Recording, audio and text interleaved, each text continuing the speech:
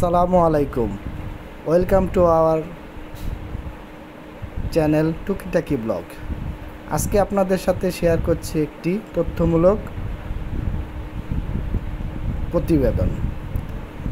আজকের ব্লগের মাধ্যমে আপনারা জানতে পারবেন বাসার পাশে পতিত জমিতে কিভাবে সবজি চাষ করে নিজের পরিবারের পুষ্টি চাহিদা পূরণ করা যায়। আপনারা দেখতে পাচ্ছেন বাড়ির পাশেই পতিত জমিতে এবার মিষ্টি কুমড়া চাষ করা হয়েছে। মিষ্টি কুমড়া খুবই একটি স্বাস্থ্যসম্মত এবং পুষ্টিকর খাবার। আপনিও ইচ্ছা করলে আপনার বাড়ির পাশের পতিত জমিতে মিষ্টি কুমড়া এবং অন্যান্য সবজির আবাদ করতে পারেন, যার মাধ্যমে আপনি নিজেও লাভবান হবেন, আপনার পরিবারও লাভবান হবে এবং জমির সুষ্ঠু ব্যবহার নিশ্চিত হবে।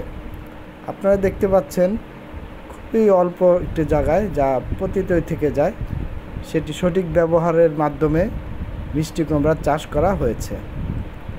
তো দেখা যাচ্ছে খুবই সুন্দর একটি মিষ্টি কুমড়ার ক্ষেত, যার থেকে সহজেই মিষ্টি কুমড়া এবং দেশি জাতের মিষ্টি কুমড়া পাওয়া যাচ্ছে। আমরা বাড়ির পাশে পতিত জমিতে মৌসুমি সবজিগুলো চাষ করার চেষ্টা করব। এর মাধ্যমে নিজের পরিবারের পুষ্টি চাহিদা পূরণ যেভাবে হবে।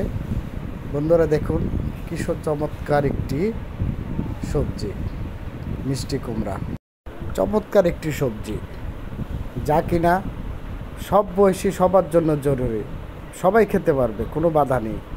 তো তাই আসুন আমরা সবাই মিষ্টি কুমড়া চাষ করি, নিজে লাভবান হই, নিজের সমাজকে উপকৃত করি, নিজের ফ্যামিলিকে উপকৃত করি এবং কি পুষ্টির চাহিদা মিটাই।